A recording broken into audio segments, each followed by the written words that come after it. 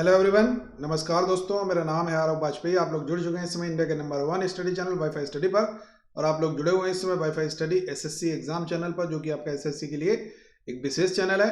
तो सबसे पहले बच्चे सेशन को लाइक कर दीजिएगा, सेशन को शेयर कर दीजिएगा और चैनल को सब्सक्राइब करिएगा। अब आप लोग यहाँ पर देख सकते हैं एक बहुत शानदार जानदार इन्फॉर्मेशन हमने आप लोगों के लिए यहाँ पर रखी हुई है। वो इन्फॉर्मेशन बहुत महत्वपूर्ण है, क्योंकि अगर अभी तक आप लोग बच्चे अनअकैडमी पर नहीं जुड़ते हैं तो फटाफट आज ही अनअकैडमी पर जुड़ने का तरीका आपके लिए सबसे अच्छा है। अनअकैडमी लर्निंग ऐप मोबाइल में डाउनलोड कीजिए। लर्निंग ऐप डाउनलोड करने के बाद में अपना गोल सेलेक्ट कीजिए, और गोल सेलेक्ट करने के बाद में दो तरीके से आप लोग जुड़ सकते हैं। एक तो बच्चे फ्री क्लासेस पर, यानी कि फ्री क्लासेस को भी अनलॉक करने की ज़रूरत पड़ेगी। उनको अनलॉक करने के लिए भी एक कोड की आवश्यकता पड़ेगी, और वो कोड है आपका ABSIR10। आपको लगाना है और फ्री क्लासेस अनअकैडमी पर ज्वाइन करनी है, यानी कि फ्री का मतलब फ्री है, इसके लिए आपसे कोई भी यहाँ पर फीस नहीं ली जा रही है। ठीक है। दूसरी चीज, अगर अभी तक आप लोगों ने बच्चे सब्सक्रिप्शन नहीं लिया है तो सब्सक्रिप्शन सारे विद्यार्थी जरूर करेंगे, क्योंकि सब्सक्रिप्शन जो फीस है, जो प्राइस है, वो बच्चे 31 दिसंबर से इंक्रीज हो जाएगा। तो उससे आप पहले आप सारे लोग बच्चे सब्सक्रिप्शन जरूर प्राप्त कर लेंगे। ठीक है भाई, चलिए आगे बढ़ते हैं। अब देखिए, हम एक कोर्स आप लोगों के लिए लेकर के आ रहे हैं, course on geography through the map. यानी कि अब हम लोग जियोग्राफी को, इंडियन जियोग्राफी को और वर्ल्ड जियोग्राफी को दोनों हम लोग पढ़ने वाले हैं थ्रू द मैप। अब through the map for CHSL and CGL course है। ये आपका 24 दिसंबर से 24 दिसंबर से स्टार्ट हो रहा है। तो फटाफट आप लोग इसमें इनरोलमेंट कीजिए और जल्दी से यहाँ पर पढ़ना शुरू कर दीजिए, क्योंकि ये आपका 24 दिसंबर को सुबह 8 बजे इसकी क्लास स्टार्ट हो जाएगी, यानी कि इसका टाइमिंग है 8 AM पर। ठीक है बच्चे, तो जल्दी से आप लोग फटाफट सब्सक्रिप्शन यहाँ पर कीजिए, और रेफरल कोड लगाना है ABSIR10, कैपिटल लेटर में बगैर स्पेस के आपको ABSIR10 कोड लिखना है। क्लियर है विद्यार्थियों? चलिए आगे बढ़ते हैं। पहला सवाल आपके सामने ये रहा, निम्नलिखित में से किस देश की भारत के साथ एक सामान्य सीमा नहीं है? बड़ा आसान सा सवाल है और आप लोग इजीली इस सवाल को कर लेंगे। देखिए, विच of the following countries have a not common border with India. देखिए, जब भी हम लोग बातचीत करते हैं भारत के साथ में किसकी सीमा रेखा लगती है, किसकी नहीं लगती है, तो इजीली आप लोग आंसर निकाल देंगे। यहाँ पर देखो बच्चे, पाकिस्तान के साथ में लगती है, पाकिस्तान के साथ में भी लगती है, अफगानिस्तान के साथ में लगती है, श्रीलंका के साथ में नहीं लगती है, म्यांमार के साथ में लगती है। अब देखिए, आंसर तो हो गया श्रीलंका। अब कैसे? हमने आपको बहुत सारे कोड बताए हैं। हमने बताया है नेपाल के साथ लगने वाले राज्यों का कोड है सुब्बू, पता है आपको? सिक्किम, उत्तर प्रदेश, उत्तराखंड, बंगाल, बिहार, ठीक है, नेपाल में सुब्बू रहता है। फिर हमने कहा था भूटान, भूटान के लोग साहब को क्या कहते हैं? साहब। सिक्किम, असम, अरुणाचल, बंगाल। हो गया बच्चे, ठीक है। ये अब यानी कि नेपाल और भूटान हमने देख लिए। अब पाकिस्तान के बारे में देखेंगे, तो पाकिस्तान के हम लोग जानते हैं पंगुराज भी जानते हैं, पंगुराज, ठीक है। अब देखिए, पंगुराज से क्या हो जाएगा? पंजाब, गुजरात, राजस्थान, जम्मू कश्मीर। तो ये हो गया आपका, ठीक है, पाकिस्तान से। अफगानिस्तान से केवल एक JNK हो जाता है, ठीक है। अगर पूछा जाएगा म्यांमार, तो म्यांमार में भी हमने आपको बताया है एक मामी है, उनका नाम है अरुणा मामी। ये कहाँ पर रहती है भाई? अरुणा मामी, म्यांमार। तो ये भी निकल आएगा। अरुणाचल प्रदेश, नागालैंड, मणिपुर, मिजोरम, ठीक है, ये आपका हो गया अरुणा मामी। तो यानी कि ये सारे के सारे राज्य जो हैं, ये इन सब देशों को स्पर्श करते हैं। श्रीलंका और भारत के बीच में एक जलडमरू मध्य है, उसके माध्यम से दोनों कनेक्टेड है, ठीक है। ये पॉइंट आपको याद रखना है, जिसका नाम है पाक जल डमरू मध्य, पाक जल डमरू मध्य, यानी कि इसको हम लोग पाक स्ट्रेट के नाम से भी जानते हैं। यहां तक सारे विद्यार्थियों को क्लियर हुआ? हाँ या ना, एक बार बताओगे जल्दी से? क्लियर है भाई? चलिए आगे बढ़ते हैं। Question number next, who is the first ombudsman for BCCI appointed by the court? यानी कि न्यायालय द्वारा BCCI के लिए पहला लोकपाल किसको नियुक्त किया गया है? देखिए, अभी तक हम लोग लोकपाल जानते थे, और पहले लोकपाल के अध्यक्ष थे PC घोष, पिनाकी चंद्र घोष साहब। अब BCCI यानी कि भारतीय क्रिकेट कंट्रोल बोर्ड का भी एक लोकपाल है, जो कि लोकपाल आपका क्या है? वो लोकपाल हो जाएगा आपका बच्चे जस्टिस DK जैन को ये बनाया गया है BCCI का पहला लोकपाल, ठीक है। किसको बनाया गया है? जस्टिस DK जैन को ये बनाया गया है पहला लोकपाल। आपको ये पॉइंट क्लियर होना चाहिए। लेकिन अगर कभी लोकपाल के पूछा जाएगा कितने सदस्य होते हैं, तो भारत में लोकपाल के 8 सदस्य होते हैं। जो लोकपाल के सदस्य हैं वो 8, 4 जुडिशियल होते हैं, 4 नॉन जुडिशियल होते हैं। और इन वाले लोकपाल का जो कार्यकाल है वो 5/70 होता है, यानी कि या तो 5 साल में पहले पूरा कर लें या उनकी आयु 70 साल पहले पूरी हो जाए, जो भी पहले पूरा हो जाएगा वो रिटायर कर जाएंगे। क्लियर है? तो इसका आंसर हो जाएगा जस्टिस DK जैन को BCCI का पहला लोकपाल नियुक्त किया गया है। अगला सवाल है, the word protoplasm was coined by, यानी कि किसने ये शब्द गढ़ा था? तो प्रोटोप्लाज्म को जो गढ़ने वाले थे वो थे बच्चे पुरकिंजे। कौन थे बच्चे? पुरकिंजे थे, ये आपको याद रखना है। अब माइटोकॉन्ड्रिया अगर कभी पूछा जाएगा तो हम लोग जानते हैं अल्टमैन, इनका नाम जरूर याद रखना है, आपके एग्जाम में पूछा गया है। गाल्जी काय भी पूछा गया है, गाल्जी काय को हम लोग कैमिलो गाल्जी बोलते हैं, उन्होंने किया था। इसके अलावा एक और पूछा जाता है कि भाई कोशिका का पावर हाउस कौन सा है, तब भी आपका माइटोकॉन्ड्रिया को हम लोग कोशिका का पावर हाउस के नाम से जानते हैं। Question number next, which of the following teams has never won the ICC world cup? Answer कीजिए भाई फास्ट। किसने ICC विश्व कप कभी नहीं जीता है? किसके द्वारा ICC विश्व कप कभी नहीं जीता गया है? ये आंसर क्या होगा भाई? जल्दी से आंसर कीजिए। ICC विश्व कप किसके द्वारा कभी नहीं जीता गया है? देखिए ICC विश्व कप की जब भी हम लोग बातचीत करते हैं तो इंटरनेशनल क्रिकेट काउंसिल मतलब हो गया ICC का। हेडक्वार्टर ICC का हम लोग जानते हैं बच्चे दुबई हो गया, ठीक है भाई, दुबई हो गया ICC का हेडक्वार्टर। क्लियर है? अब इसने जो वर्ल्ड कप हुए हैं, अभी 12वां वर्ल्ड कप हुआ था रिसेंट, 2019 में 12वां हुआ था, और 12वें को इंग्लैंड ने जीता था और इंग्लैंड ने न्यूजीलैंड को हरा करके जीता। न्यूजीलैंड का बहुत दुर्भाग्य है कि वर्ल्ड कप नहीं जीत पाया और फाइनल में कई बार ये वहां पर पहुंचा है। न्यूजीलैंड की कैपिटल बच्चे पूरे विश्व में सबसे दक्षिणतम कैपिटल है, वेलिंगटन है इसकी राजधानी। न्यूजीलैंड ने अभी हाल ही में एक महाद्वीप के मैप बनाए थे जिसको हम लोग जीलैंडिया कहते हैं। क्या कहते हैं भाई? जीलैंडिया के मैप इसके द्वारा बनाए गए थे। श्रीलंका की कैपिटल हम लोग जानते हैं अब जयवर्धनेपुरम कोट्टे, प्राइम मिनिस्टर महिंदा राजपक्षे जो 4थी बार वहां पर बने हैं, और प्रेसिडेंट हैं गोटिया राजपक्षे।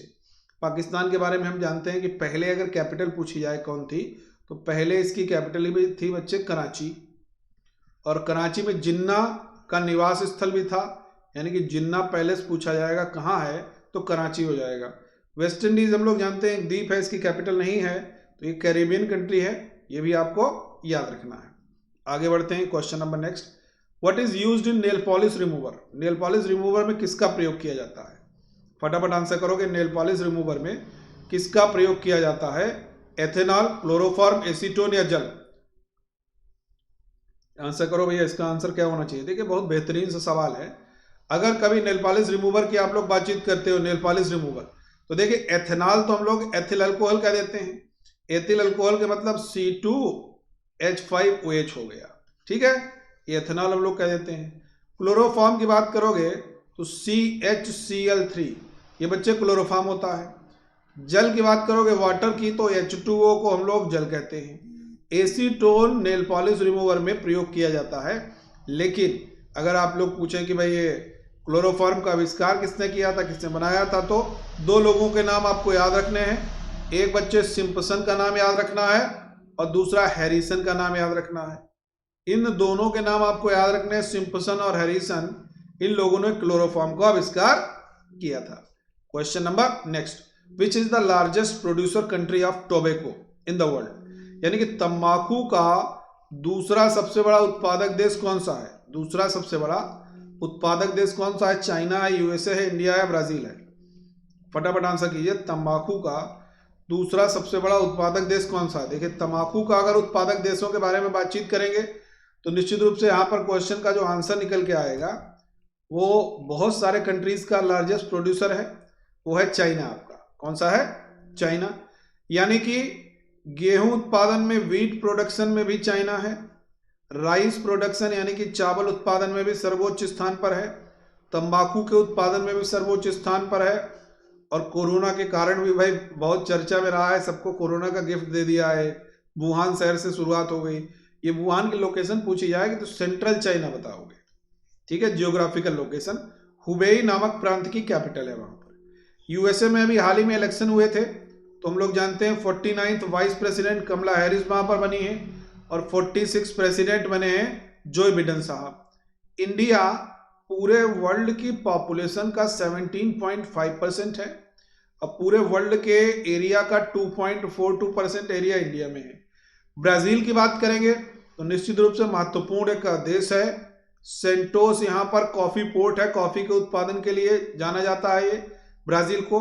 गन्ना उत्पादन के लिए ब्राजील को जाना जाता है। इसके अलावा अगर कभी आपसे पूछा जाएगा कि सबसे ज्यादा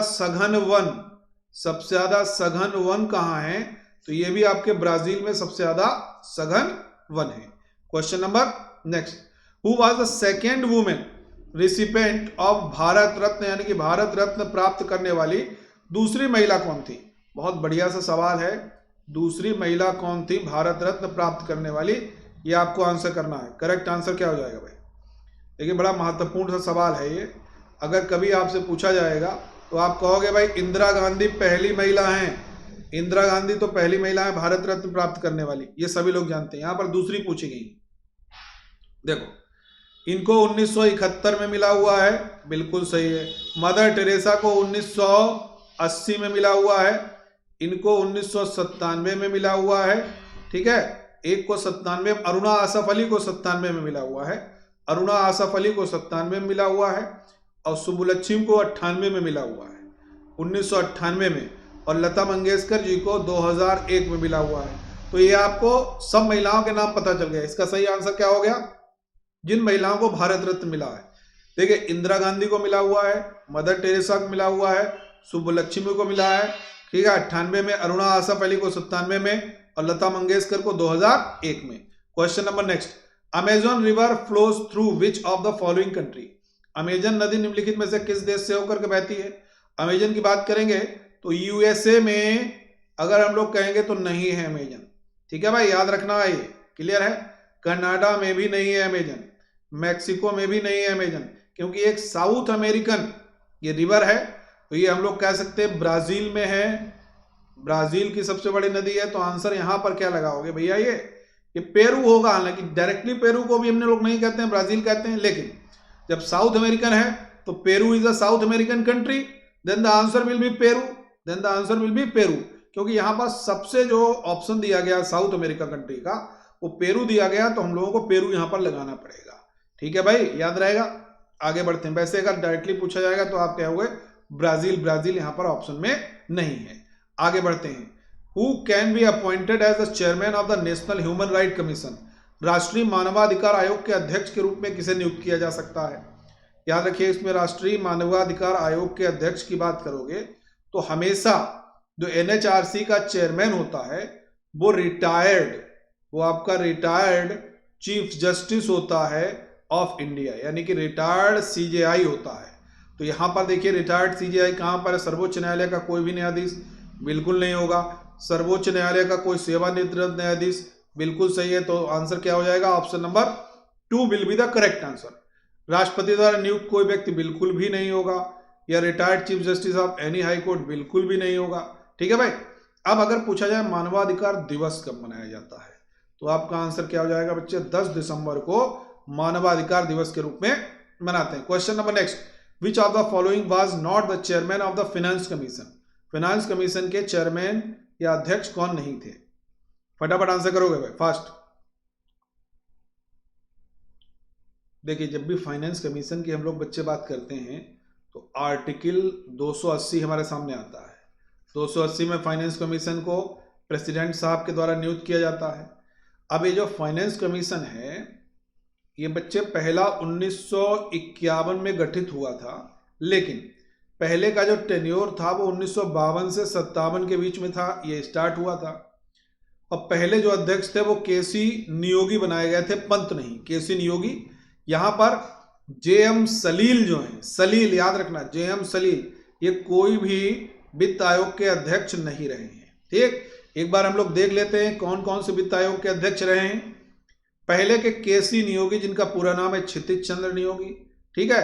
फिर देखिए हमने जेएम सलील वहां पर बताया था, ब्रह्मानंद रेड्डी भी ऑप्शन में था, आपने देखा, ए के चंदा भी ऑप्शन में था, और फिर एक जेएम सलील था, जेएम सलील नहीं हुए, जेएम स्लेट हुए, ठीक है। ये पॉइंट आपको याद रखना है, क्लियर है। जेएम स्लेट हुए हैं। 13, 14, 15 के नाम याद रखने हैं आपको। 15 में है एनके सिंह जो वर्तमान में चल रहा है, और ये बच्चे आपका 2020 से 25 के बीच में चलेगा। क्लियर है, आगे बढ़ते हैं। Viceroy of India at the time of world war first, यानी कि पहला विश्व युद्ध जो हुआ उस समय भारत के वायसराय कौन थे? फटाफट आंसर करोगे भाई जल्दी से। पहले विश्व युद्ध के समय में भारत के वायसराय कौन थे? आंसर करेक्ट क्या होगा? जल्दी से आंसर कीजिए बच्चे, फास्ट। ठीक है, पहला विश्व युद्ध हम लोग जानते हैं 1914 से शुरू हो जाता है। ठीक है, शुरू हो जाता है और यहाँ पर लिथुगो हैं 42 के समय में, यानी कि क्विट इंडिया मूवमेंट में। ये भारत छोड़ो के समय में लिथुगो हैं। लॉर्ड डलहौजी 1856 में होते हैं, ये भी नहीं होगा। ये 1931 के आसपास होते हैं, तो ये भी नहीं होगा, यानी कि ये भी नहीं हो सकता है, ये भी नहीं हो सकता है, ये भी नहीं। जलियांवाला बाग, रॉलेट एक्ट, खिलाफत आंदोलन, ये सभी किसके समय में हुए हैं? असहयोग आंदोलन, ये सभी चेम्सफोर्ड के समय में, और विश्व युद्ध का, प्रथम विश्व युद्ध का समय यही है। ठीक है, क्वेश्चन नंबर नेक्स्ट की तरफ बढ़ते हैं हम लोग। Which is known as jumbo, jumbo के नाम से किसको जानते हैं? देखिए, जंबो के नाम से जब भी सवाल आपसे पूछा जाएगा तो आप इजीली आंसर दे सकते हो। जंबो रिकी पोंटिंग को नहीं कहते हैं, रिकी पोंटिंग को हम लोग पुंटर कहते हैं। क्या कहते हैं बच्चे? पुंटर के नाम से रिकी पोंटिंग को जानते हैं। अनिल कुंबले को जंबो के नाम से, अनिल कुंबले को हम लोग जंबो के नाम से जानते हैं। अगर कपिल देव पूछा जाएगा, अगर कपिल देव, तो कपिल देव को हम लोग हरियाणा हरिकेन कहते हैं। कपिल देव को हरियाणा हरिकेन के नाम से जानते हैं। और पीटी ऊषा की बात आती है तो पीटी ऊषा हम लोग जानते हैं उड़न परी भी कहते हैं इनको, उड़न परी के नाम से भी इनको बच्चे जाना जाता है। तो ये बहुत सारे आपके स्पोर्ट्स से जो क्वेश्चन है वो आपके यहाँ पर बनते हैं। और चीकू पूछा जाएगा तो विराट कोहली को हम लोग चीकू के नाम से जानते हैं। क्वेश्चन नंबर नेक्स्ट है, which of the following trophy is not related to chess, chess से रिलेट कौन सी ट्रॉफी नहीं करती है? अगर ये पूछा जाएगा तो आंसर क्या होगा भाई? जल्दी से आंसर करोगे। चेस से कौन सी ट्रॉफी रिलेट नहीं है? देखिए, चेस को हम लोग प्राचीन काल में चतुरंग के नाम से जानते हैं। किसके नाम से जानते थे? चतुरंग। नायडू ट्रॉफी है आपकी, नायडू ट्रॉफी है आपकी, ठीक है। खेतान ट्रॉफी भी है, लिम्का ट्रॉफी भी है, लेकिन स्वेट ट्रॉफी, व्हाइट ट्रॉफी जो है, ये व्हाइट ट्रॉफी को हम लोग कहते हैं कि ये चेस से रिलेटेड नहीं है। व्हाइट, व्हाइट आपकी चेस से रिलेटेड नहीं है। ठीक है, अब इसको यहां पर थोड़ा सा समझना है। This game essentially the invention of India whose ancient name was Chaturanga, यानी कि चतुरंग के नाम से जाना जाता है, भारत का इनोवेशन है। 64 स्क्वायर्स होते हैं इसमें and 32 are black and other colour is are 32। ठीक है, ये आपको याद रखना है, यानी कि 62 हैं, 64 हैं, 64 में 32 होते हैं। और इंडस वैली सिविलाइजेशन की जो नगरों की, जो कह सकते हो सड़कों की जो संरचना थी इंडस वैली सिविलाइजेशन की, वो आपके बच्चे इसी पर टिकी हुई थी। यानी कि इंडस वैली सिविलाइजेशन की जो संरचना है वो आपकी इसी पर रुकी हुई है। ठीक है, question number next, first SAF games were held in which year, प्रथम सैफ खेलों का आयोजन किस वर्ष किया गया था?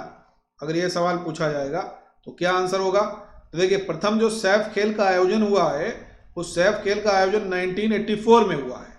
और 1984 में हम लोग जानते हैं काठमांडू में हुआ है। कहाँ पर? नेपाल की कैपिटल काठमांडू में ये खेल आयोजित किए गए थे। ये बहुत महत्वपूर्ण है। ठीक है, अब देखिए 1980 में 6 बैंक नेशनलाइज्ड हुए हैं भाई। 14 बैंक्स नेशनलाइज हुए थे बच्चे 1969 में and 6 banks was nationalise in 1980 and on year 2000 3 states का एस्टेब्लिशमेंट होता है।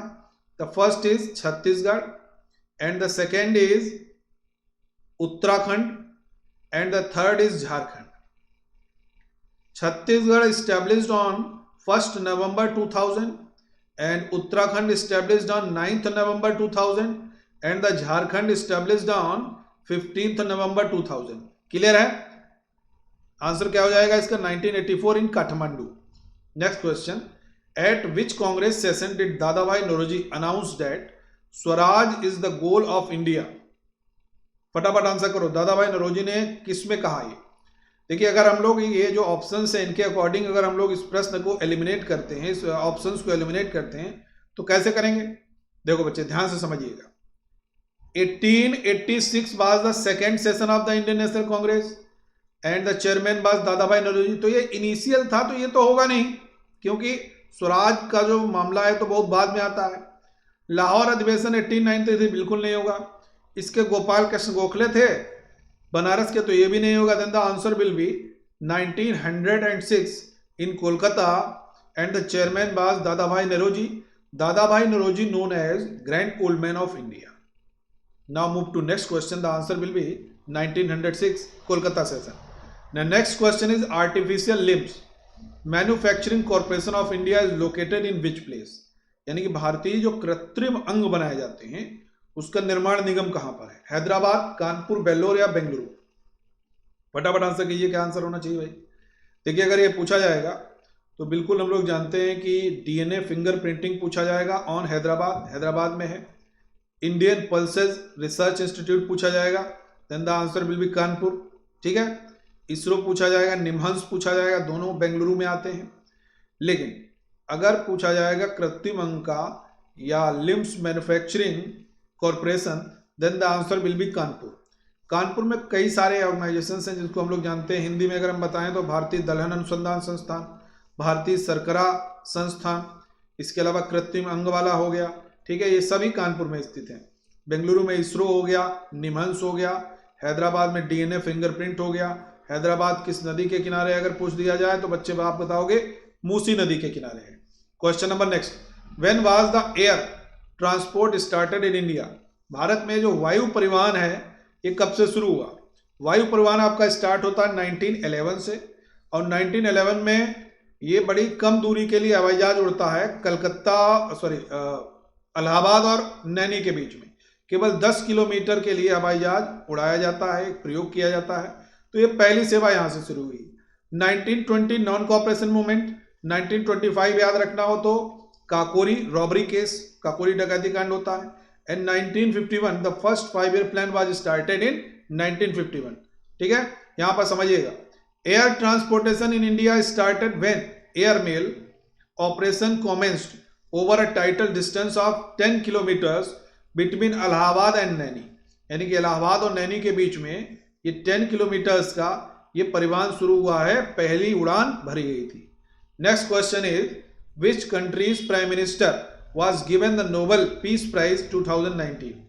नोबेल शांति पुरस्कार 2019 किस देश के प्रधानमंत्री को दिया गया था? Somalia, Ethiopia, Uganda and Angola. What will be the correct answer? देखो अगर इसको हम लोग समझने की कोशिश करते हैं then the answer will be Ethiopia.